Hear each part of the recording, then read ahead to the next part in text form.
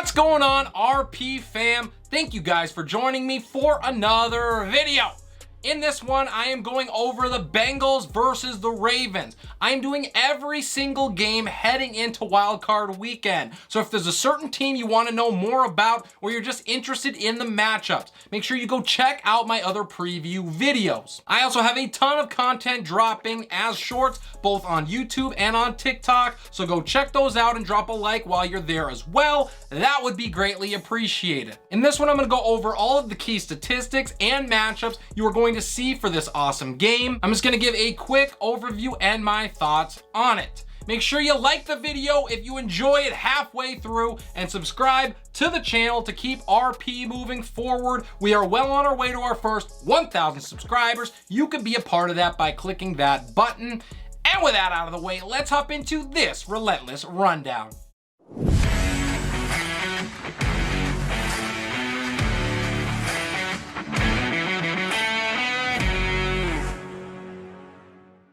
This Sunday is the number 3 Cincinnati Bengals at home taking on the 6th seed Baltimore Ravens. These teams split the season series. Baltimore took it 19-17 back in week 5, and Cincy won last week's game in one where the Ravens never really had any intentions of winning. The Bengals are hotter than any team in the NFL, winners of their last 8. While the Ravens backed in, losing 3 of their last 4. The big news here, Lamar Jackson is still questionable to play. He's had that knee injury, and just like the situation with Tua Tagovailoa, it is not looking like we'll get to see him here. It's a shame, because the quarterback battle would have been fun and unique, with 2 excellent quarterbacks sporting wildly different play styles. Unfortunately, it looks like we'll be relegated to Tyler Huntley at best and Anthony Brown at worst for Lamar Jackson. Huntley was supposed to be as close to Lamar Jackson light as possible, but that never materialized for Baltimore.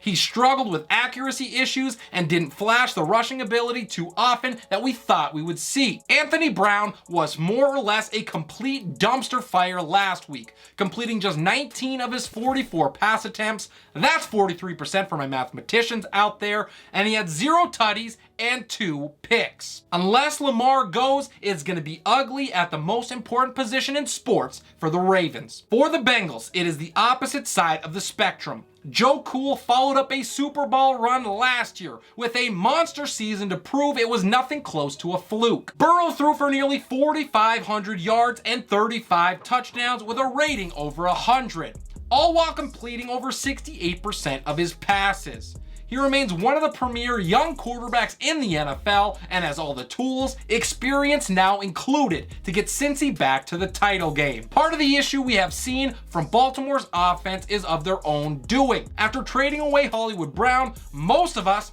in our right minds, thought the Ravens would reload one way or another. They never did. Once their number 1 wide receiver, Rashad Bateman, was lost for the season, no one was there to pick up the slack. Devin Duvernay tried and was better than expected when thrust into the role, but he's now on IR as well. That leaves the Ravens with the league's worst group of wideouts, with the likes of the ghost of Sammy Watkins and Demarcus Robinson first in line for looks. Needless to say, there is no one that is going to test Cincinnati's secondary. The exact opposite is true for the Bengals. In fact, it's not crazy to think that their number 4 wide receiver, Trenton Irwin, could be the number 1 wideout in Baltimore, since he has the league's best trio catching balls, and it is not particularly close. Jamar Chase is a top 7 talent right now and will continue to ascend. T. Higgins is the best number 2 in the NFL, and I would argue Tyler Boyd is the best 3 in the league too.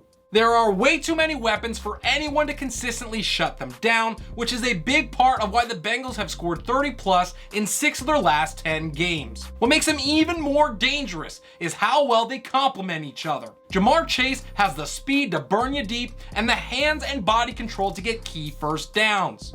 T. Higgins is basically unguardable in the red zone with his combination of size, strength, and ability to high point a football. Tyler Boyd is the savvy vet that does a little bit of everything very well. There are no holes here. In the secondary, both teams give up plenty of yardage, as each rank bottom 10 in that regard.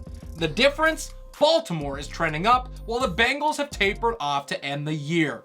Over the last 3 weeks, Baltimore is allowing under 190 yards through the air per game, over 40 yards under their season average. Cincy, they're the 5th worst in the league in that same stretch, up to nearly 270 passing yards allowed per game. If Baltimore had receivers to take advantage, you might have some concerns as a Bengals fan. If the Ravens want a chance here, they're going to have to lean heavily on their bread and butter, the ground attack. Baltimore is 2nd in the NFL, averaging over 160 yards per game. They were one of 3 teams to average over 5 yards a tote. It has taken a village, and injuries have certainly played a big part, but their best weapon is finally healthy, and he looked like it down the stretch. J.K. Dobbins is a big-time difference maker who will have the weight of Baltimore's chances on his shoulders.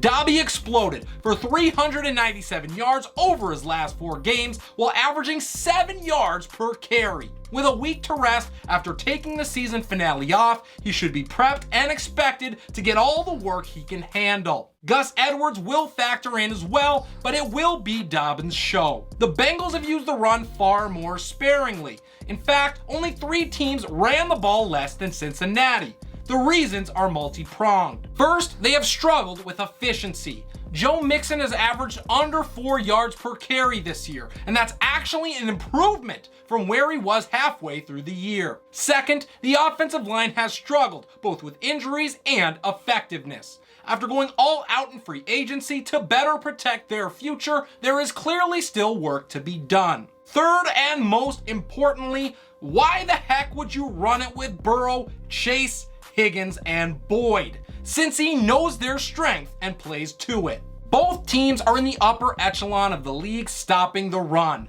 Baltimore has perennially been a top 5 team, making life hell on running backs, and they're in the top 3 this year, allowing just 92 yards per game. Underrated all year, the Bengals aren't far behind. Cincy ranks 7th in the league, allowing just 106 yards rushing per contest. This isn't a big deal if you're rocking orange, but it could not be worse if purple is your preference. I doubt either team gets much going on the ground, but that doesn't bother Cincy one bit. This brings us to tight end, the only clear victory that the Ravens can boast about. Mark Andrews has been a little more hot and cold this year as he struggled once returning from multiple injuries, but he remains a top 5 tight end nonetheless. Andrews basically missed 4 games this year and still racked up nearly 850 yards and scored 5 times.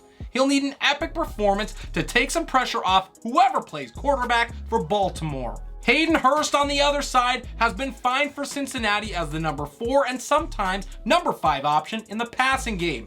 He does the little things and shows up if he's called upon to carry a heavier load. He is not special, but he's an underrated and probably underappreciated part of the Bengal offense. The Ravens are going to try and make this a grinded out, low-scoring affair by controlling the clock and holding the Bengals to 3s instead of 6s. But I am not sure how long that game plan will work. If Cincy gets a lead early, the Ravens are ill-equipped to come from behind. My X factors for this game in Baltimore, it is J.K. Dobbins. If he can break free and open up a few big runs and soften that defense, as well as consistently keep this team on schedule, they have a chance. For the Bengals, it is Joe Burrow. All he really has to do is avoid turnovers and take what the defense is giving him. However, we have seen him get erratic at times, and doing that will open up a crack in the door. My keys to victory for the Ravens include running the ball some more, and clamping down in the red zone. For the Bengals, win the turnover battle, do not get too one-dimensional, and protect Joe Burrow. And that's it. All I got for you guys for today's video. Really hope you enjoyed this game preview. Let me know what you thought in the comments down below. Make sure you like the video if you enjoyed the content, and subscribe so that you do not miss anything. This is Relentless Press. I am your host, Abraham Opatz, and I will see you next time.